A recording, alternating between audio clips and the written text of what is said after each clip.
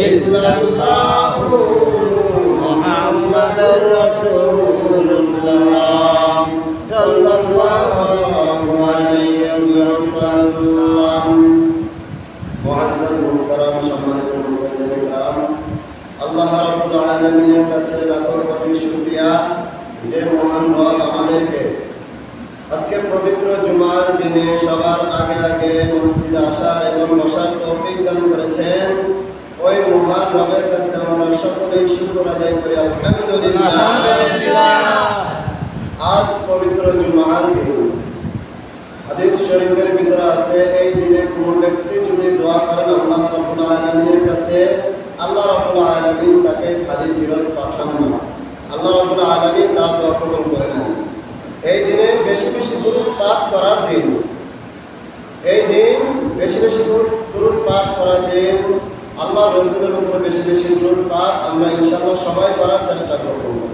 আল্লাহ রাব্বুল আলামিন কোরআন কারীমের ভিতরে বলেন, ইন্না ইদ্দাতাশ শুহুরি ইনদাল্লাহি 12 শাহরান ফি কিতাবিল্লাহ। নিশ্চয় আমি আল্লাহ রাব্বুল আলামিন গণনা হিসেবে আমার কাছে 12টি মাস আমি আল্লাহ রাব্বুল আলামিন গণনা হিসেবে মানুষের মাধ্যমে দিয়ে দিয়েছি। ফি কিতাবিল্লাহ, এটা আমি আমার কিতাবের ভিতরে বলে দিয়েছি। ইয়াউমা খালাকাস সামাওয়াতি ওয়াল আরদ, আল্লাহ রাব্বুল আলামিন যে 12 মাসের ঘোষণা দিলেন, কবে থেকে এই ঘোষণা দিলেন? ইয়াউমা খালাকাস সামাওয়াতি ওয়াল আরদ, যেদিন আসমান আর জমিন আল্লাহ সৃষ্টি করেছেন। সুবহানাল্লাহ। আল্লাহ রাব্বুল আলামিন বলেন, মিনহা আরবাতুন হুরুম, এই 12 মাসের ভিতরে আমি আল্লাহ রাব্বুল আলামিন 4 মাসকে সম্মানিত হিসেবে ঘোষণা করেছি। এই 4 মাসের ভিতরে জিলহজ মাসও আছে। জিলহজ মাস আল্লাহ রাব্বুল আলামিনের মাস। আল্লাহ রাব্বুল আলামিন বলেন, জিলহজ মাস এটা আমার মাস। রমজানের পর যদি সম্মানিত কোনো মাস আল্লাহর কাছে হয়ে থাকে, ওই মাসটা হলো জিলহজ মাস। জিলহজ মাসের প্রথম দশক আল্লাহ রাব্বুল আলামিন বলেন, এই প্রথম দশক এটাকে আমি বলেছি আমার দিন। সপ্তাহের ভিতরে, বছরের ভিতরে সবচেয়ে দামি মাস হইল রমজান মাস। সপ্তাহের ভিতরে সবচেয়ে দামি দিন হইল জুমার দিন। আর রাত্রির ভিতরে সবচেয়ে দামি রাত হচ্ছে লাইলাতুল কদর। আর দিনের ভিতরে সবচেয়ে দামি দিন জিলহজ মাসের প্রথম 10 দিন। সুবহানাল্লাহ। যে 10 দিনের ভিতরে আমরা এখন আছি, এই 10 দিন আল্লাহর নবী বলেছেন, হে সাহাবায়ে কেরাম, তোমরা এই 10 দিনে বেশি বেশি নেক আমল করো। এই 10 দিন আল্লাহর কাছে অনেক প্রিয়। এই 10 দিনের আমল যত মাস আছে, 12 মাসের ভিতরে সবচাইতে 10 দিনের আমল আল্লাহর কাছে অনেক প্রিয়। সাহাবায়ে কেরাম তখন বললেন, ইয়া রাসূলুল্লাহ, ওয়াল জিহাদ ফি সাবিলিল্লাহ, আল্লাহর কাছে কি জিহাদের চাইতেও এই 10 দিন প্রিয়? তখন আল্লাহ রাসূল বললেন, ওয়াল জিহাদ ফি সাবিলিল্লাহ। হ্যাঁ, আল্লাহ রাসূল বললেন এই 10 দিন জিহাদের চাইতেও প্রিয়। তবে ওই জিহাদ, একজন বান্দা আল্লাহর রাস্তায় জিহাদ করতে গেছে, সেই জিহাদ করতে করতে করতে এক পর্যায়ে শহীদ হয়ে গেছে, ওনার চাইতে দামি না, উনি সবচাইতে দামি। আর যিনি জিহাদে গেছে আবার ফিরে আসছে, ওনার চাইতে দামি হলো এই 10 দিন আমলের দাম। সুবহানাল্লাহ। এই 10 দিনের আমল এত দাম, আল্লাহ রাসূল বলেছেন, এই 10 দিন আমার কাছে সবচেয়ে দামি দিন। আমি এই প্রথম তারিখ থেকে, জিলহজের প্রথম দিন থেকে 10 জিলহজ পর্যন্ত, অর্থাৎ 9 জিলহজ পর্যন্ত আমি রোজা রাখতাম। সুবহানাল্লাহ। এই রোজার কেমন ফজিলত! 1 বছরের গুনাহ আল্লাহ তাআলা মাফ করে দেন। সুবহানাল্লাহ। সবচাইতে রমজানের পর আল্লাহর নবী রোজা রাখতে সবচাইতে গুরুত্ব দেয়া এই 10 দিনের রোজা। অথচ আমরা অনেকে জানিয়ে না এই রমজান, এই যে জিলহজের প্রথম দশক, এটা কত বড় ফজিলতের দিন, এটা কত গুরুত্বপূর্ণ দিন। এই রাত্রকে বলা হয়েছে, কোনো ব্যক্তি যদি এই জিলহজের একটা রাত্র সে আল্লাহর রাস্তায় ব্যয় করে, অর্থাৎ একটা রাত্র সে যদি তারাবির কিয়াম করে, তাহাজ্জুদ করে, নফল ইবাদত করে, আল্লাহ রাব্বুল আলামিন বলেছেন এই বান্দার চাইতে উত্তম আমলকারী আর কোনো ব্যক্তি নেই। সুবহানাল্লাহ। এই রাত এত দামি, একটা রাত্র আল্লাহ কোরআনের ভিতরে বলেন, ওয়াল ফাজর ওয়া লায়ালিন আশর, ওয়াল ফাজর ভোরবেলার কসম, ওয়ালা ইয়ালিন আশর, 10 দিনের কসম, 10 রাত্রির কসম। এই 10 রাত্রি বুঝাইছে এই জিলহজের 10 রাত। সুবহানাল্লাহ। আল্লাহ 10 রাতের কসম খাইছে, মানে এটা অনেক গুরুত্বপূর্ণ রাত, এটা অনেক গুরুত্বপূর্ণ দিন। এই দিনটাকে আল্লাহ রাসূল সবসময় সাহাবায়ে কেরামদের বলেন, এ সাহাবায়ে কেরাম, তোমরা এই 10 দিনে বেশি বেশি নেক আমল করো, এই 10 দিনে বেশি বেশি নেক আমল করো। এরপর আসেন এই যে কোরবানি। কোরবানি আমাদের সামনে, কোরবানি কাদের কোরবানি কবুল হবে, কাদের কোরবানি করা ওয়াজিব, কাদের উপরে কোরবানি করা ওয়াজিব না, এই মাসের আমাদের জানা অবশ্যই প্রয়োজন। কোরবানি এটা আল্লাহ তাআলার একটা নির্দেশন। কোরবানি এটা আমাদের জাতির পিতা হযরত ইব্রাহিম আলাইহিস সালামের সুন্নাত। আমাদের প্রতি আল্লাহ ওয়াজিব করেছে যাদের সামর্থ্য আছে। কোরবানি কাদের কোরবানি কবুল হবে? গত জুমায় আলোচনা ছিল হাবিল আর কাবিলের ঘটনা, আপনারা সবাই শুনছেন। আল্লাহ কোরআনের মধ্যে বলে, ইন করবা কুরবান ফাতকুর বিলা মিন আহাদি ওয়া মুতাকাব্বাল মিনাল আখর। আমি আদম সন্তানের দুই সন্তানের কোরবানি করার জন্য আমি হুকুম দিয়েছি। আমি এক ভাইয়ের কোরবানি কবুল করেছি, আরেকজনের কোরবানি কবুল করি নাই। একজনের কোরবানি কেন কবুল হয়েছে? আল্লাহ কোরআনের ভিতরে বলেন, ইন্নামা ইয়াতাকাব্বালুল্লাহু মিনাল মুত্তাকিন। আল্লাহ একমাত্র মুত্তাকিনদের কোরবানি কবুল করেন। সুবহানাল্লাহ। তো মুত্তাকি কারা? যারা নামাজ না পড়ে শুয়ে থাকে তারা মুত্তাকি না। যারা নামাজ না পড়ে সাত লোকের আড্ডা দেয়, বিভিন্ন কাজে ব্যস্ত থাকে, তারা কি মুত্তাকি না? আল্লাহ মুত্তাকিনের কোরবানি কবুল করেন। আল্লাহ এটা কোরআনের ভিতরে স্পষ্ট ভাষায় বলে দিয়েছে। আমরা যারা কোরবানি করব, কোরবানি আমাদের উপর ওয়াজিব করছে, কিন্তু 5 ওয়াক্ত নামাজ আল্লাহ আমাদের জন্য ফরজ করেছে। এই জিনিসটা আমাদের মাথায় নাই, অথচ আমরা যদি একজন কোরবানি না দিতে পারি, আরে কোরবানি দিতে পারলাম না, এই বছর বুঝতে পারলাম না, এই কোরবানি আল্লাহর উদ্দেশ্যে দেয় না, আল্লাহকে খুশি করার জন্য দিত, আল্লাহকে রাজি করার জন্য দিত, তাহলে সে কোনোদিন নামাজ ছাড়তো না। কারণ নামাজ আল্লাহ ফরজ করছে, কোরবানি করছে ওয়াজিব। আমাদের ফরজের খবর নাই, ওয়াজিব তো লাগবেই। আগে তো আমাদের ফরজ, আল্লাহ যে বিধান হুকুম আমাদের জন্য দিয়েছে, ওই বিধানটা আগে চালু রাখতে হবে। এই জন্য আল্লাহ বলেন, বান্দা তোমরা ফরজ আমল, ওয়াজিব আমল এগুলো ঠিক রাখো সবসময়। আর আমি মুত্তাকিন যারা, তাদের কোরবানি আমি আল্লাহ কবুল করব। সুবহানাল্লাহ। কোরবানি কার উপর ওয়াজিব? কোরবানি ওয়াজিব প্রাপ্ত বয়স্ক, সুস্থ মস্তিষ্ক, নিসাব পরিমাণ মালের মালিক। যাকাতের পরিমাণ যেমন 7.5 ভরি স্বর্ণ, 52 তোলা রূপা। যদি কেউ এই 3 দিনের ভিতরে, জাকাতের নিয়ম হলো 1 বছর ঘুরতে হয় জাকাতের মাল। আর এই কোরবানি এটা হচ্ছে 3 দিন, 9 জিলহজ থেকে 12 জিলহজ সূর্যাস্ত পর্যন্ত। এই 3 দিনের ভিতরে কেউ মাল খায় এই পরিমাণ 52 তোলা রূপা, 7.5 ভরি স্বর্ণের মালিক। এখন 7.5 ভরি স্বর্ণের মালিক যদি হয়, অনেকে তার 7.5 ভরি স্বর্ণ নাই, 52 তোলা রূপা নাই, কারো কাছে কথার কথা কিছু স্বর্ণ আছে, কিছু রূপা আছে, কিছু টাকা আছে। যদি এগুলো মিলা 52 তোলা রূপা সম পরিমাণ দাম হয়, কার উপরে কোরবানি করা ওয়াজিব? তার উপরে কোরবানি করা কি ওয়াজিব? 52 তোলা রূপার দাম বাজার দর এখন 1 লাখ টাকার মতো, আর 7.5 ভরি স্বর্ণের দাম অনেক। আগে যখন আল্লাহ নবী কেন এই জিনিসটা চালু ছিল, সময় স্বর্ণের দাম আর রূপার দাম দুইটাই কিছু 19 আর 20 ছিল, পাশাপাশি ছিল, এই জন্য এই কথা বলা হয়েছে। এখন স্বর্ণের দাম তো অনেক, রূপার দামের তুলনায় স্বর্ণের দাম অনেক। এই জন্য স্বর্ণের দাম যদি আপনার কাছে 7.5 ভরি স্বর্ণ নাও থাকে, 52 তোলা রূপা যদি আপনার কাছে এই পরিমাণ সম্পদ আপনার কাছে থাকে, আরেকটা কথা, আপনাদের যাদের জমি আছে, যেটা কাজে লাগে না, অপ্রয়োজনীয় জমি পড়ে আছে, ওইটা কোরবানি নিসাব হিসাবে গণনা করা হবে। কোরবানি নিসাব হিসাবে ওই জমি গণনা করা হবে, যেটা অপ্রয়োজনীয় জমি,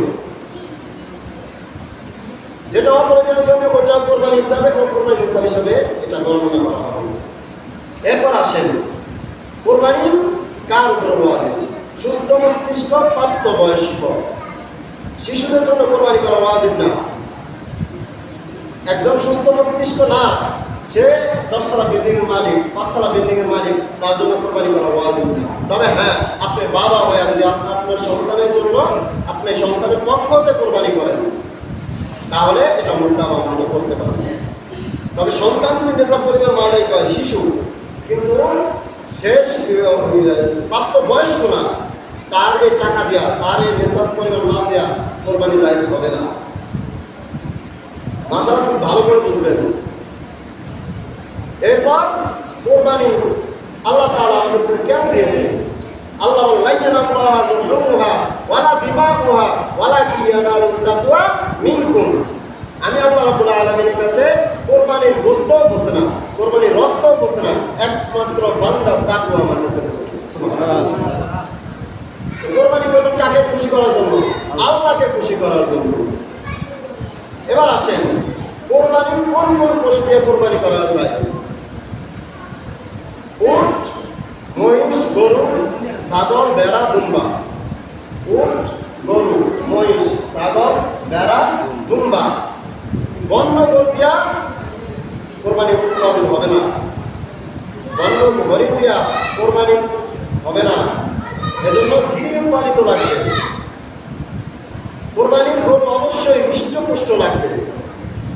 মহিষের, উটের বয়স কোরবানি আপনি যে পশু ক্রয় করবেন, ওই পশুর কমপক্ষে উটের বয়স লাগবে 5 বছর। উটের বয়স কত? 5 বছর। গরু, মহিষ 2 বছর। গরু, মহিষ কয় বছর? 2 বছর। আর ছাগল, দুম্বা, ভেড়া এগুলো 1 বছর। তবে হ্যাঁ, দুম্বা আর ভেড়ার কথা বলা হয়েছে, যদি 6 মাসের ভেড়া, 6 মাসের দুম্বা যদি দেখতে হৃষ্টপুষ্ট 1 বছরের মতো দেখা যায়, তাহলে এই পশু দ্বারাই কোরবানি জায়েজ হয়ে যাবে। কিন্তু আপনি যদি গরুর ক্ষেত্রে যদি 1 বছর 2 বছরের আগে দেখতে দেখা যায় এটা অনেক হৃষ্টপুষ্ট কিন্তু 2 বছর হয় নাই, এই গরু দিয়ে কোরবানি হবে না, এই মহিষ দিয়ে কোরবানি হবে না। আপনি যখন গরু কিনতে যাবেন, অবশ্যই আপনি দেখবেন অনেক দালাল থাকবে, দালালরা বুঝবে না এটা 2 বছর হয়েছে, তো আপনি বুঝতে পারছেন এটা আসলে 2 বছর হয় নাই, তারপর আপনি কিনছেন মানুষের কথা বলে না, কিন্তু এটা 2 বছর হয়নি আপনি বুঝছেন, কিন্তু তারপর আপনি কিনছেন মানুষের কথা, তার মানে দালালের কথা শুনে, এই গরু দিয়ে কোরবানি হবে না। অবশ্যই 2 বছর লাগবে। গরু, মহিষ 2 বছর অবশ্যই হতে হবে, আর ওর 5 বছর। পশু ক্রয় করার সময় যে জিনিসগুলো আপনারা লক্ষ্য রাখবেন, আপনারা তো পশু ক্রয় করবেন, যে জিনিসগুলো লক্ষ্য রাখা অবশ্যই আমাদের জন্য প্রয়োজন। ঘোড়া পশু কোরবানির বিধান কি? ঘোড়া পশু, ঘোড়া যেটা 3 পাও দিয়ে হাঁটে, 1 পাও ভর করতে পারে না, অথচ 1 পাও দিয়ে হাঁটতে পারে, 3 পাও দিয়ে হাঁটে, ওই কোরবানি ওই পশু দ্বারা কোরবানি জায়েজ হবে না। মাসালা ভালো করে বুঝবেন। 3 পাও দিয়ে একটা গরু পাও কয়টা? 4টা পাও। গরু হাঁটে 3 পাও দিয়ে, 1 পাও মাটিতে লাগাইতে পারে না, অথচ 1 পাও দিয়ে হাঁটতেই পারে না মোটেও, এই গরু দ্বারা কোরবানি করা জায়েজ হবে না। 2 নম্বর আপনারা যেটা লক্ষ্য রাখবেন, অন্ধ পশু, যেটা 1 চোখ মোটেও দেখে না, 1 চোখ মোটেও দেখে না, অথচ 2টা চোখে নষ্ট, এই গরু করা জায়েজ হবে না। এরপর আসেন শিং বিশিষ্ট, যদি অনেক গরু দেখা যায় আঘাতপ্রাপ্ত হওয়ার কারণে মস্তিষ্ক ক্ষতিগ্রস্ত হয়, শিং ভেঙে যায়, গোড়া থেকে শিং ভেঙে যায় না, এই গরুর যদি মস্তিষ্ক ক্ষতি হয়, এই গরুকে কোরবানি করা জায়েজ হবে না। তবে হ্যাঁ, কিছু শিং যদি ফেটে যায়, অথচ জন্ম থেকে শিং ওঠে নাই, অনেক গরু জন্ম থেকে শিং উঠে থাকে, ওই গরুকে কোরবানি জায়েজ হবে না। মাসালা ভালো করে বুঝবেন। যদি কোনো মাসালা আপনারা যদি না বুঝেন, অবশ্যই নামাজের পর আমাকে জিজ্ঞাসা করবেন, তাহলে এগুলো খুবই দামি মশালা, এগুলো সবই বুঝার মশালা। যদি আপনি গরু যদি এর বাইরে কোনো এই যে আমি যে মশালাগুলো বলতে যেগুলো হবে না, এগুলোর ভিতরে যদি আপনার গরু থাকে কিনা, ধরেন আপনি কিনতে গেছেন, ওই সময় আপনি কোনো এই গরুর কোনো সমস্যা দেখেন নাই, আনার পরে তখন দেখলেন এটা কান কাটা বা লেজ কাটা, তখন এই গরু দিয়ে কোরবানি আনা হবে না। এজন্য যখন আপনি পশু ক্রয় করতে যাবেন, অবশ্যই আপনাকে এগুলো লক্ষ্য রাখতে হবে। এরপর আসেন লেজ। গরুর পশুর যদি লেজ কাটা থাকে, তাহলে লেজ কতটুকু? ধরেন 4 ভাগের 2 ভাগ নাই, 1 ভাগ 2 ভাগ নাই, আর 2 ভাগ আছে, তাইলে পশু দিয়ে কোরবানি হবে না। অর্ধেক বেশি অংশ যদি না থাকে, তাহলে পশু দিয়ে কোরবানি হবে না। যদি কিছু অংশ না থাকে, তাহলে এটা দিয়ে কোরবানি হয়ে যাবে পশু।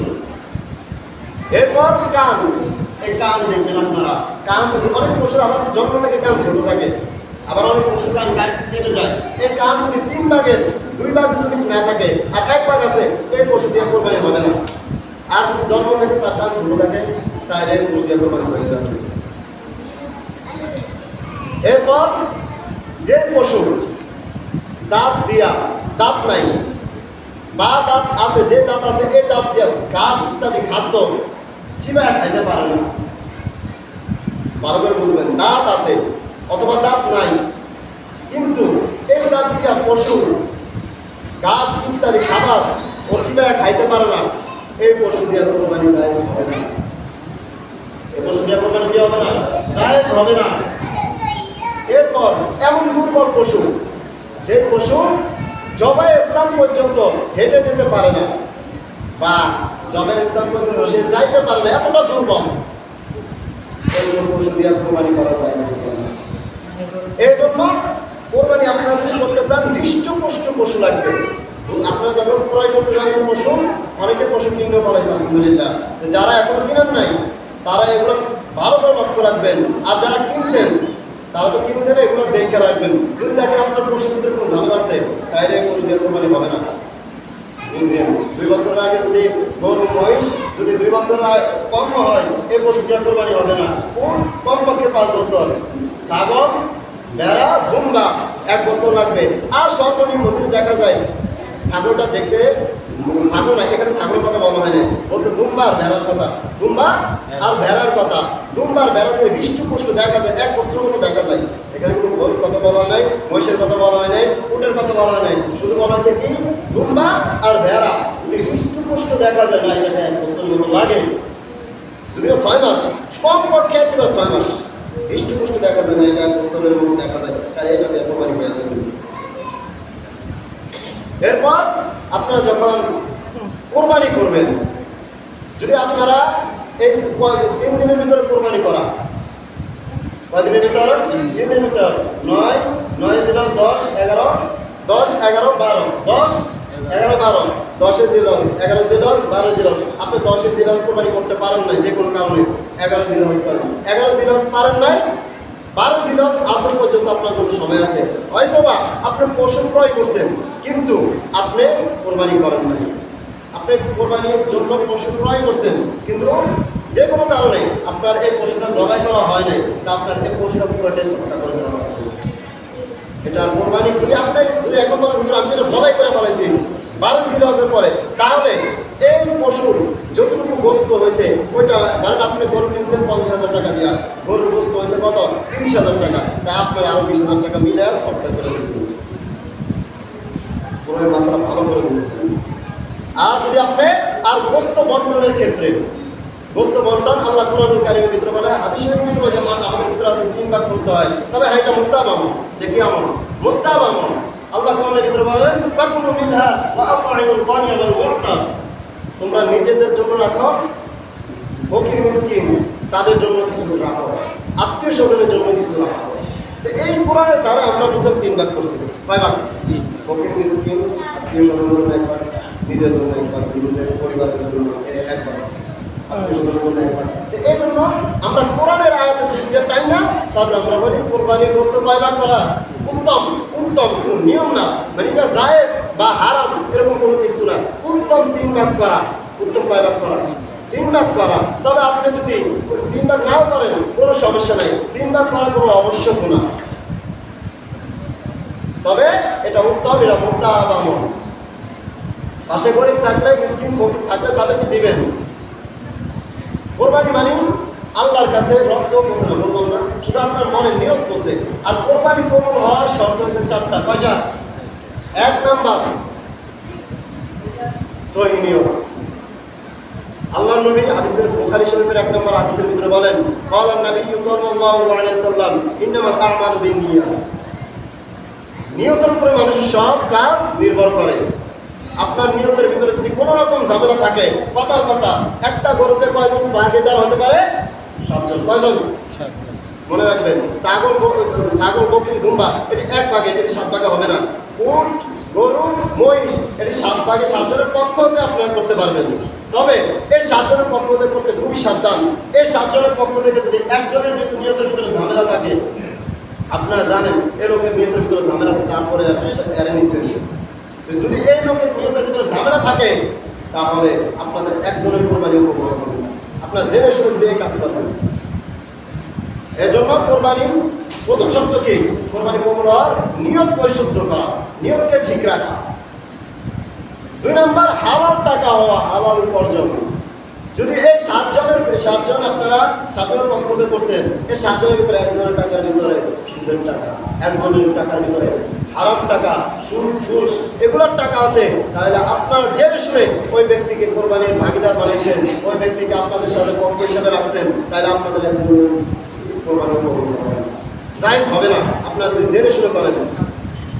আর যদি আপনারা জানেন না, হয়তো বা এরকম কল্পনা করতে আছে, যদি না জানেন তাহলে ভিন্ন বিষয়। এই লোকটাকে আমরা সবাই জানি হালাল, কিন্তু 2 নম্বরই করেন আল্লাহ। আর আপনারা জেনে শুনে এই হারাম ব্যক্তিকে কোরবানির ভিতরে নেবেন না। যে এই হারাম শুরু করলে আপনারা নেন, তাহলে আপনাদের একজনের কোরবানিও কবুল হবে না। এজন্য এগুলো খুব সাবধান। 3 নম্বর, 1 নম্বর কিছু প্রশিক্ষিত নিয়ম, 2 নম্বর হালাল টাকা, 3 নম্বর কি জানেন? 3 নম্বর হলো শরীয়ত মোতাবেক জবাই করা। শরীয়ত মোতাবেক জবাই করা। আপনারা যখন পশুটা জবাই করবেন, যে জবাই করবে, হয়তো অনেক সময় হুজুরা জবাই করার পরে অনেকটা নড়াচড়া করে, কষাইরা করে কি ওই ছুরির আগা দিয়া গরুর নালের ভিতরে গুঁতা দেয়। আপনারা দেখছেন কিনা? আমি দেখছি। এটা নিষেধ। এই ছুরির আঘাতটা যদি এটা অনেক সময় স্টক করে গরু, এই ছুরির আঘাত যখন এই গলার ভিতরে ঢুকবে তখন স্টক করে গরু। এই যদি স্টক করে মারা যায়, এই গরু কোরবানি হয় নাই। আপনার এটা মহিলা গেছে, স্টক করে মারা গেছে, এটা কোরবানি করা হয় নাই। এই জন্য যারা জবাই করবে তারা অবশ্যই ভালো করে জবাই করে দেবেন। আর কষাই করে আপনারা সাবধান করে দেবেন, যতক্ষণ পর্যন্ত গরু আছে, গরু লাফালাফি করে, ততক্ষণ পর্যন্ত যেন গরুর গায়ে থেকে চামড়া না সরানো হয়। আপনার যদি জীবিত মানুষের গায়ে থেকে কোনো চামড়া সরাই, কেমন কষ্ট লাগবে? অনেক যেটা বলা যায় ভাষা নাই। এজন্য অবশ্যই খেয়াল রাখবেন। 4 নম্বর আল্লাহর নামে কোরবানি করা। কার নামে? পক্ষটা আমাদের নাম হচ্ছে কার? আল্লাহ। আমরা অনেকে বলি আমার চাচার নামে, নামে না, এটা হচ্ছে পক্ষে। আর কোরবানি হবে কার নামে? আল্লাহর নামে। মনে রাখবেন, কোরবানি হবে কার নামে? আল্লাহর নামে। এই কোরবানি এটা আল্লাহ তাআলার একটা নির্দেশন। আল্লাহ পরীক্ষা করে বান্দাকে। আসলে এই কোরবানি ওই যে হাবিল কাবিলের সময়, আদম আলাইহিস সালামের সময় কোরবানির নিয়ম ছিল আসমান থেকে আগুন এসে জ্বালায়া দেয়। আসমান থেকে আগুন এসে যেই পশুর উপরে যেই কোরবানি, যেটা কোরবানি কবুল হইতো, ওইটাকে আসমান থেকে একটা আগুনের প্রভাব আসে, ওই জিনিসটাকে ওই বস্তুকে পুড়িয়ে দেওয়া হবে। তাহলে বোঝা যেত এর কোরবানি কবুল হয়েছে। আর যারটা পরে থাকতো এর কোরবানি কবুল হয় নাই।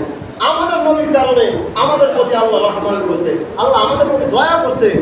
আর যদি এই সময় যদি এটা করা হইতো, পুরো পৃথিবীর ভিতরে কয়েকজন মানুষের কোরবানি কবুল হইতে স্পষ্ট সবার সামনে বাইশে উঠতো। এজন্য আল্লাহ স্মরণ করতে চায় নাই আমাদের নবীর বরকত একমাত্র।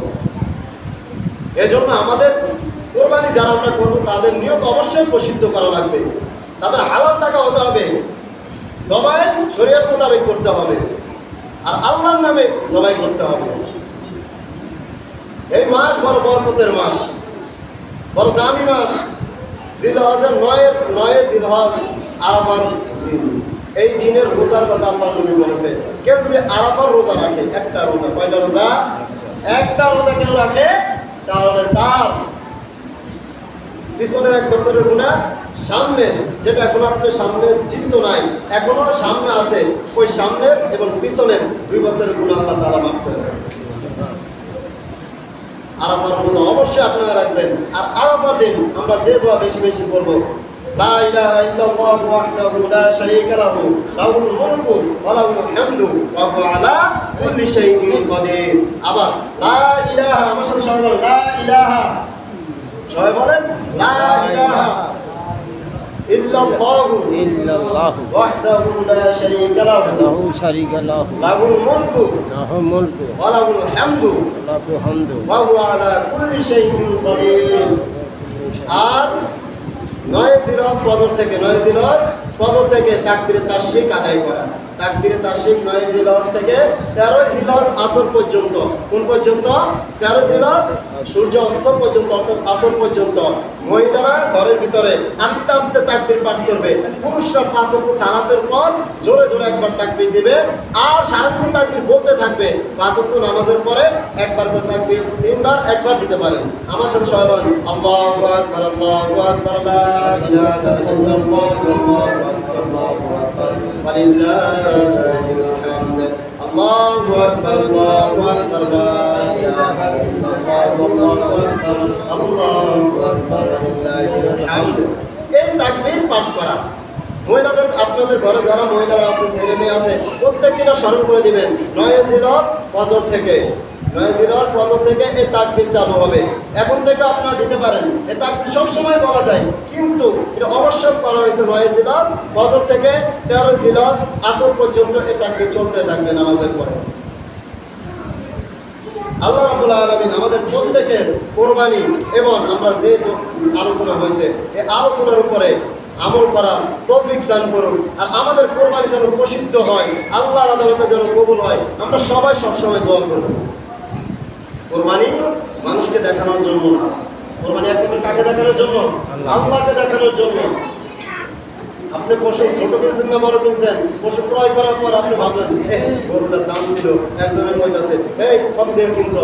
আনছি তো 1 লাখ, এই গরুর দাম আছে 80,000। এই কথা মনে যখন আসবে কোরবানি আর করবো হবে না। কোরবানির গরু ঠকছেন জিতছেন, এটা আল্লাহর উপরে, এটা কার উপরে? আল্লাহর উপরে। এটা আল্লাহ আপনার কোরবানি কবুল করবে। আপনি যদি এই কথা বললেন আমি তো ঠকে গেলাম, তাহলে মনে করেন আপনি গোস্ত খাওয়ার জন্য আপনি কোরবানি দিলেন, আল্লাহকে খুশি করার জন্য আপনি দেন। এরকম কোরবানি থেকে আল্লাহ আমাদের প্রত্যেককে হেফাজত করুন। আর আপনারা যদি কোনো মাসালা জানা থাকে, যদি অজানা থাকে, তাহলে অবশ্যই অবশ্যই আমাকে বলবেন, আমি ইনশাআল্লাহ এটা আপনাদেরকে জানিয়ে দেবো। কোরবানির মাসালা খুবই ক্রিটিক্যাল, এটা অবশ্যই খুবই কঠিন মাসালা। বুঝতে পারলে সহজ, না বুঝতে পারলে কঠিন। অবশ্যই আপনারা বুঝা তারপরে কোরবানি করবেন ইনশাআল্লাহ। আল্লাহ পাক রব্বুল আলামিন আমাদের প্রত্যেককে হালাল টাকা দিয়া, হালাল ইনকাম দিয়া কোরবানি করার তৌফিক দান করুন। ওয়া আখিরু দাওয়ানা আলহামদুলিল্লাহি রাব্বিল আলামিন। আসসালামু আলাইকুম ওয়া রাহমাতুল্লাহি ওয়া বারাকাতুহু।